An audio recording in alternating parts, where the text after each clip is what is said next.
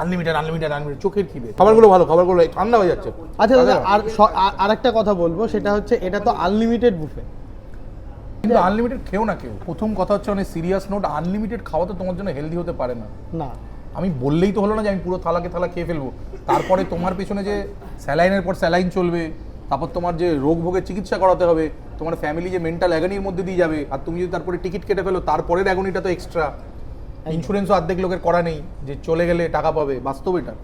বেশিরভাগ লোকের ইন্স্যুরেন্সটাও করা নেই, কারণ লোকে পরপারের কথাটা খুব একটা ভাবে না। তবে আমি আছি যতদিন ততদিন ঠিক আছে।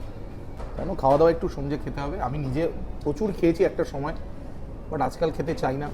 বিকজ নিজের জন্য না হোক, নিজের ওই যে লাভড ওয়ানের জন্য তো বাঁচতে হবে নাকি, তাকে বড় হতে দেখতে হবে, তারকে একটা জায়গায় পৌঁছাতে হবে, তার জন্য নিজেকে বাঁচতে হবে, স্বার্থপরের মতো হলে।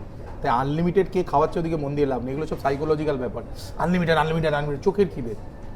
মানুষ বাস্তবে এরকম খেতে পারবে না। তুমি উদাহরণ দেখাতে পারবে একটা দুটো লোক, তার 9 কোটি পশ্চিমবঙ্গের জনসংখ্যা 1-2 লোক খেলোই বা, বাকিরা খেলে তো একটা দিকেই যাবে, একটাই টিকিট কাটা থাকবে তার জন্য। একদম আনলিমিটেড খেতে হবে না, অল্প খাও, কোয়ালিটি খাও, মাঝে মাঝে খাও।